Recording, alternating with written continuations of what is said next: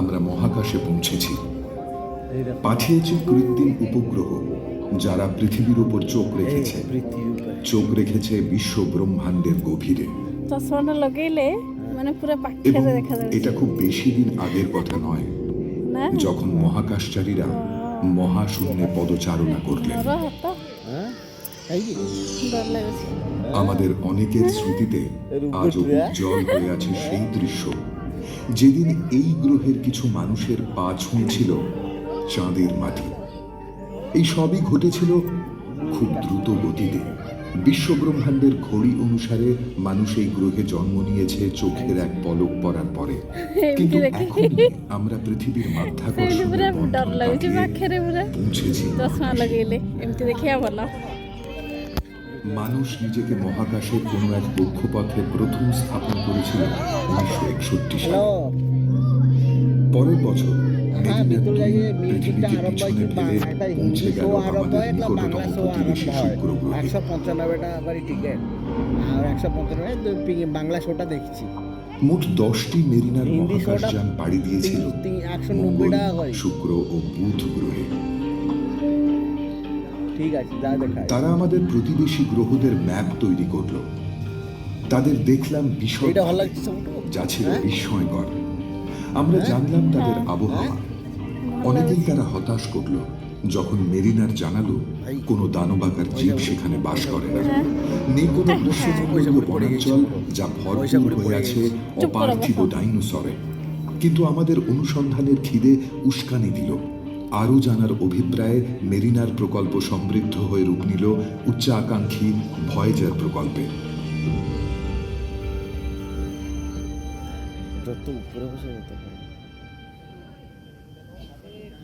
সৌরমণ্ডলের 4টি সর্ববৃহৎ গ্রহের রহস্য উদ্ঘাটনের পরিকল্পনা নিয়ে ভয়েজার বিজ্ঞানী ও প্রযুক্তিবিদদের দল সৃষ্টি করলেন দুটি ভয়েজার 1 ও 2। তাদের প্রথম গন্তব্যস্থল ছিল বৃহস্পতি ও শনি গ্রহ। কিন্তু এই সুদূর গন্তব্য এক কঠিন প্রশ্নের সামনে এনে দাঁড় করালো আমাদের।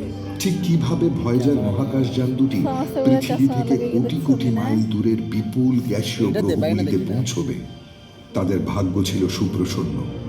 পৃথিবী, বৃহস্পতি, শনি, ইউরেনাস এবং নেপচুনের মহাকাশে অবস্থান ছিল আদর্শ।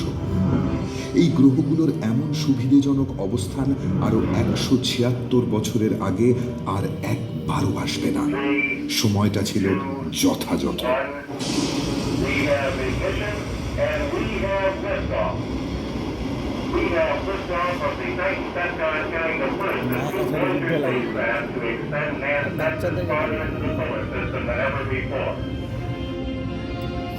তাই 1977 সালের 20 অগস্ট ভয়েজার 2 মহাকাশে পাড়ি দিল ফ্লোরিডার কেপ ক্যানাভেরাল কেন্দ্র থেকে। 5ই সেপ্টেম্বর ভয়েজার 1 ইতিহাসের দীর্ঘতম পথ অতিক্রম করতে তার যমজ মহাকাশযানকে অনুসরণ করল।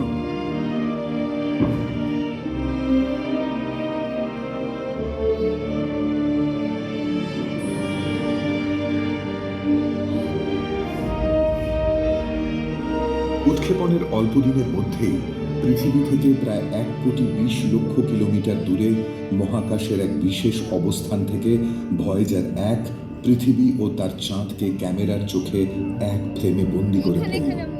সর্বপ্রথম আমরা দেখলাম আমাদের বাসস্থান, এই পৃথিবী আর তার চাঁদ বিপুল মহাকাশে কতটা ক্ষুদ্র। কিন্তু দীর্ঘ পথ অতিক্রম ও প্রতিকূল পরিবেশ থেকে সৃষ্টি বিপদগুলো দেখা যাচ্ছিল। পৃথিবী থেকে পাঠানো সংকেতে সাড়া দেওয়া বন্ধ করল ভয়েজার 2।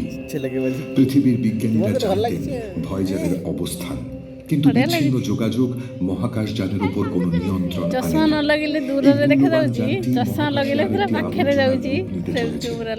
অনুসন্ধানের এই মহান বুঝি বিফল হতে চলেছে।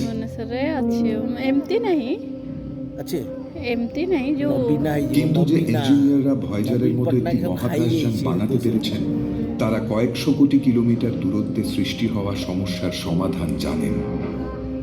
তারা দেখলেন ভয়েজার 2 এর রেডিও কার্যকারী রয়েছে, কিন্তু তার টিউন করার ক্ষমতা বিকল হয়ে পড়েছে। নাসার প্রযুক্তিবিদদের গণনা করে দেখতে হবে সঠিক ফ্রিকোয়েন্সি গেলে চশমা লাগলে পুরো ভয় লাগছে। করতে হবে ভয়েজার 2 চশমা লাগা? রিসিভারের সঙ্গে সমন্বয় ঘটাতে। কোনো খবর পাঠাতে গেলে প্রত্যেকবার তাদের এই টিউনিং এর মাধ্যমে সমন্বয়ের কাজটি করতে হবে। তা সত্ত্বেও যোগাযোগ উপর দেখো বিচ্ছিন্ন চশমা হয় পরে পড়েছি প্রায়শই। বাবুরা। কিন্তু প্রত্যেকবারই যোগাযোগ ফিরিয়ে আনা হয়েছে। ঠিক পূর্ব পরিকল্পনা মাফিক 5ই মার্চ 1979 সালে ফ্লোরিডা থেকে উৎক্ষেপণের 1.5 বছর পরে বৃহস্পতিতে পৌঁছয় ভয়েজার 1। সৌরমণ্ডলের বৃহত্তম গ্রহে পৌঁছানোর পর ভয়েজার 1 তার পাশ দিয়ে উড়ে গিয়েছিল। মহাকাশযানের ক্যামেরা যে বৃহত্তম গ্যাসীয় গ্রহের ছবি পাঠিয়েছিল তাকে দেবতাদের রাজার নামে নামকরণ করা হয়েছে। শো দেখে প্রায় 200 বছর ধরে বৃহস্পতির বিপুলাকার রেড স্পটকে ঘিরে জ্যোতির্বিজ্ঞানীদের মনে কিছু অনুমান আর বিস্ময়ের জন্ম দিয়েছিল। সেগুলো কি ছিল? বৃহস্পতির পৃষ্ঠতলে এটা যেন একটা কলঙ্ক বলে মনে করা হতো। কিন্তু এই রেড স্পট আকারে পৃথিবীর 3 গুণ। এটা কি তবে একটা বিশাল মালভূমি, নাকি বহির্জগতের কোনো জীবের গড়ে তোলা কোনো নির্মাণ, অথবা কোনো সংকেত? দুটি ভয়েজার মহাকাশযান প্রহেলিকার অন্ধকারে আলো জ্বেলেছিল। জানা যায় রেড স্পট একটি বাড়িতে বিশালাকার ঝড়। টিভি লাগাইলে এখনো পর্যন্ত এটি সৌরমণ্ডলের সর্ববৃহৎ বায়ুমণ্ডলীয় বিশৃঙ্খলা, যার প্রাবল্য বিদ্যমান রয়েছে শত শত বছর। এই চন্দ্রনারায়ণ পিছনে আমি খরচা করে ভয়েজারের বৃহস্পতি পর্যবেক্ষণ এনে দিল আরো অনেক বিস্ময়। 1000 কিলোমিটারেরও বেশি দীর্ঘ বজ্রপাত এবং পৃথিবীর মেরু অঞ্চলের মতো বৃহস্পতির মেরু প্রভাব। ভয়েজারের চোখ দিয়ে বিজ্ঞানীরা আবিষ্কার করলেন বৃহস্পতির অস্পষ্ট বলয়, যা আপাত দৃষ্টিতে ছোট ছোট ধুলোর কণা বলে মনে হয়। ଆଉ ପଇସା ରଖିଛ ଯେ କୋଉଠି ଲୁଚେଇ ରଖିଛ ତାର ଟେରା ପାওয়া যথা সময় ভয়েজারের ক্যামেরার সামনে নিজেদের মেলে ধরল হ্যাঁ? ইউরোপা, গ্যানিমিড, পয়সাগুলো ক্যালিস্টো এবং আইও। ভিডিও করা হয়েছে। গ্যানিমিডকে দেখে নিশ্চিত বলা যায় যে সৌরমণ্ডলের সর্ববৃহৎ উপগ্রহ, যা এগুলো তো আমি পৃথিবীর করি চাঁদের এটা তৈরি করে দেড় দিলি গুণ। যেটা এমনকি তৈরি করছিলি মুনা গ্যানিমিড বুধ গ্রহের থেকেও আকারে বড়। কিন্তু আরো বড় বিস্ময় জমা হয়েছিল বৃহস্পতির অন্য দুটি উপগ্রহ আইও এবং ইউরোপার বুকে। বিজ্ঞানীরা মনে করতেন একমাত্র পৃথিবীতেই আছে সক্রিয় আগ্নেয়গিরি। তারা মনে করতেন সৌরমণ্ডলের আর সব গ্রহ ও উপগ্রহের আগ্নেয়গিরিরা মৃত। কিন্তু ভয়েজার স্পষ্ট দেখতে পেল আগ্নেয়গিরি থেকে বেরিয়ে আসা গলিত লাভা আইওর বরফ জমা পৃষ্ঠদেশকে রাঙিয়ে ম্যাডাম তুলছে। চশমা পড়ো 500 কিলোমিটার দৈর্ঘ্য অতিক্রম করা কালো আগ্নেয়গিরির ছাইয়ের সঙ্গে মিশে যাওয়া ঝকঝকে উজ্জ্বল লাল, কমলা, হলদে ও মেরুন রঙের লাভা এক দর্শনীয় দৃশ্য সৃষ্টি করে চলেছে। আইওর পৃষ্ঠদেশ নিজেই যেন এক ক্যালিডোস্কোপ, ক্রমান্বয়ে বদলে যায় তার রং। তুলনামূলকভাবে নবীন পৃষ্ঠদেশে ইতস্তত ছড়ানো অদ্ভুত নিচু জমি আর অতি উঁচু পর্বত, যা পৃথিবীর যে কোনো পর্বতের উচ্চতাকে ছাড়িয়ে যাবে। মৃত জগতের কল্পনাকে মিথ্যে প্রমাণ করে শতাধিক জীবিত আগ্নেয়গিরি আইওকে ভূতাত্ত্বিকতায় সৌরজগতের এক সক্রিয় স্থান হিসেবে প্রতিষ্ঠিত করেছে। বৃহস্পতির আরেক উপগ্রহ ইউরোপা আমাদের কৌতূহলে কম নাড়া দেয়নি। বিজ্ঞানীরা ইতিমধ্যে জানতেন ইউরোপার পৃষ্ঠদেশ বরফের চাদরে ঢাকা। দুটি ভয়েজার মহাকাশ যানই জেনেছিল কয়েক কিলোমিটার পুরো বরফের ঢাকনার নিচে হয়ে আছে তরল জল সম্বলিত মহাসাগর। আসলে পৃথিবীতে যে পরিমাণ জল রয়েছে ইউরোপায় রয়েছে তার তুলনায় অনেক বেশি। সেটা পৃথিবীর মোট জলের তুলনায় 2 থেকে 3 গুণ।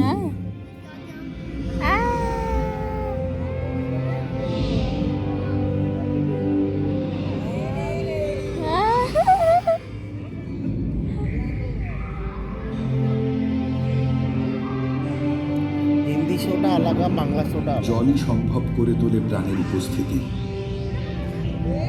তাহলে কি ইউরোপার লুকিয়ে থাকা সাগরে কোনো অজানা প্রাণ তার অস্তিত্ব কায়েম করেছে? সম্ভবত আমরা কোনোদিনই হয়তো ইউরোপার বরফ ঠান্ডা জলে প্রাণ খুঁজে পাব না। কিন্তু অতি ক্ষুদ্র প্রাণের উপস্থিতিও বৈজ্ঞানিক অনুসন্ধানের ক্ষেত্রে এক বিপ্লবের সূচনা করবে।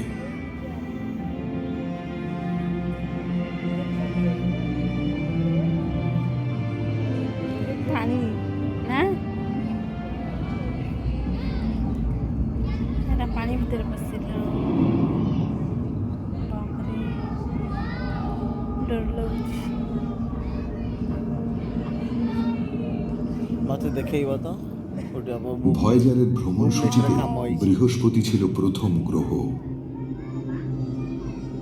এটা ছিল বহির্ভাগের গ্রহগুলোর সেই বিরল শ্রেণীবিন্যাস যা ভয়েজারের ভ্রমণ পরিকল্পনায় প্রেরণা জুগিয়েছিল। কাছে পড়ে যাচ্ছি তাদের পরের গন্তব্যস্থল বিস্ময়কর সুন্দর গ্রহ শনি, যে কয়েক কোটি কিলোমিটার দূরত্বে থেকে জ্যোতির্বিজ্ঞানীদের অনুপ্রাণিত করেছে শতাধিক বছর ধরে। এই দূরত্ব অতিক্রম করতে সময় লেগেছিল সেন্টারে 1 বছর 8 মাস। ঠান্ডায় আছে কি নেই 1980 সালের নভেম্বর মাসে ভয়েজার 1 সুন্দর বলয়ের সাজে সজ্জিত শনি গ্রহের কাছে পৌঁছয়। এই পরিদর্শনের প্রতিটি দিনই নিয়ে এসেছে নতুন কিছুর খোঁজ। আপাত দৃষ্টিতে দেখা শনির বিশাল বলয়টি আসলে কাছ থেকে দেখলে অসংখ্য ছোট ছোট বলয়ের সমষ্টি। এই আকর্ষণীয় ও সুন্দর উজ্জ্বল বলয়গুলো মূলত জল। এই বিশাল গ্রহটিকে প্রদক্ষিণ করে চলেছে লক্ষ আজকে এটা লক্ষ পড়েছি অতি না? ক্ষুদ্র ও হাতের মুঠো আকারের বরফের টুকরো। লাগাও ভালো কিছু বরফের চাই এক একটি বাড়ির আকারে। পড়ে না ভিডিওরে দেখি শনির সর্ববৃহৎ উপগ্রহ সেটা হিন্দি টাইটানে শোতে হবে। ভয়েজার 1 না আবিষ্কার করল যেতବେଳେ ଯାହା ପଡ଼ିଲା না পৃথিবীকে বাদ দিয়ে ଯେତେବେଳେ ଯାହା একমাত্র ପଡ଼ିଲା টাইটানের ଯୋଉଦିନ পৃষ্ঠদেশেই ଯାହା ପଡ଼ିଥିବ তরল ସେଗୁলো পদার্থের ହିନ୍ଦୀ ঝিল ତ খুঁজে ଚାଲିବ পাওয়া গেছে। ବଙ୍ଗଳାରେ ବି ଚାଲିବ কিন্তু এখানে সম্পর্কে আছে একটা একা। ভাঙা। ଏକା টাইটানের ঝিলে মতে কোনো কেন জল দেখতে ভয় আছে ଉଡ଼ିଲା তরল ଭଳିଆ মিথেন। ଲାଗୁଛି ନା আমাদের জানা উপগ্রহগুলোর দেশের মধ্যে নাতিব। একমাত্র টাইটানেই আছে ঘন বায়ুমণ্ডল।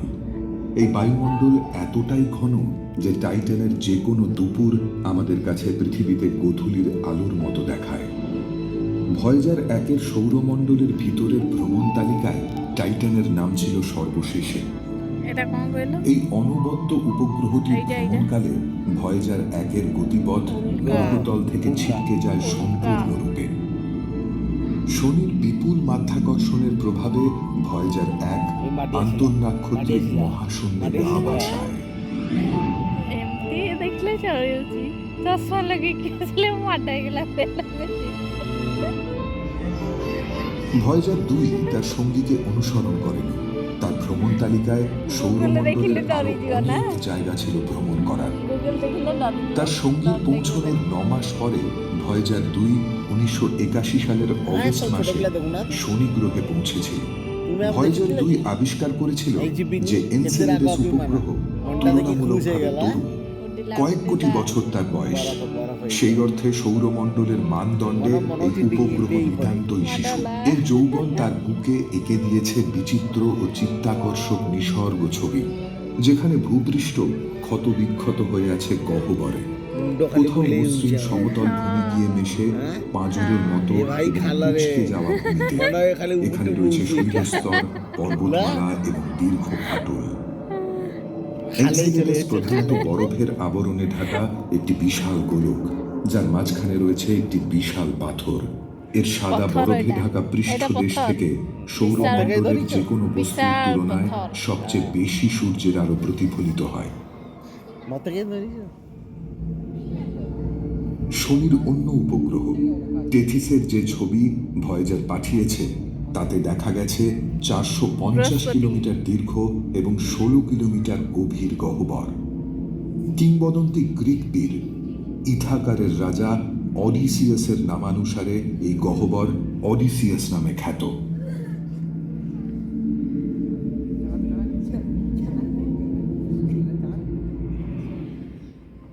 শনি গ্রহে ভ্রমণের শেষে ভয়েজার 2 শনির বিপুল মাধ্যাকর্ষণ শক্তির সহায়তায় তার গতি বাড়িয়ে ছুটতে থাকে তার পরবর্তী গন্তব্যে, রহস্যময় তুষারাবৃত বিশালাকৃতির ইউরেনাস গ্রহে। 1781 খ্রিস্টাব্দে জ্যোতির্বিজ্ঞানী উইলিয়াম হার্সেলের আবিষ্কার ছাড়া ইউরেনাস গ্রহ সম্বন্ধে বহুকাল পর্যন্ত প্রায় কিছুই আমরা জানতে পারিনি। আমাদের 2 শতাব্দী অপেক্ষা করতে হয়েছিল আসলে ইউরেনাস কেমন দেখতে এই কথা জানতে।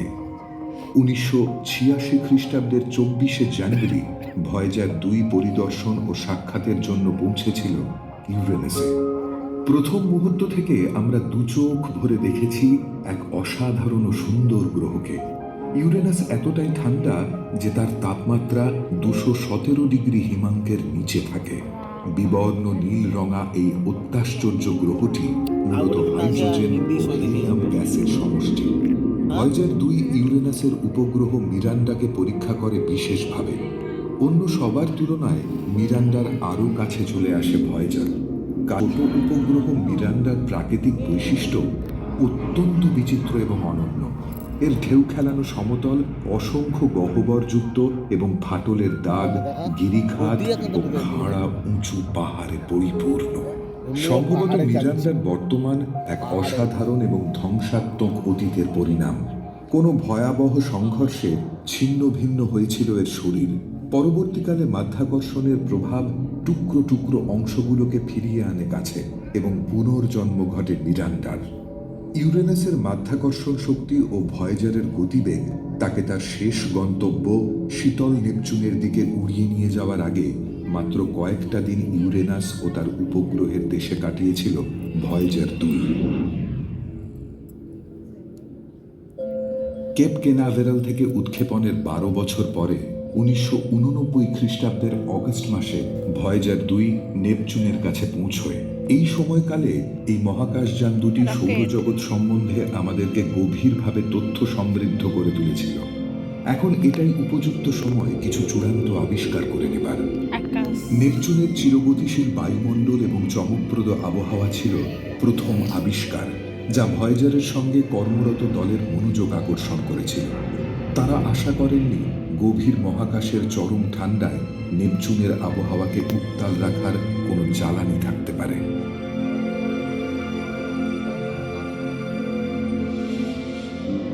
নেপচুনের দক্ষিণ গোলার্ধে ভয়েজার 2 আবিষ্কার করেছিল একটি স্থায়ী অ্যান্টিসাইক্লোনিক ঝড়, যাকে বলা হয় গ্রেট ডগ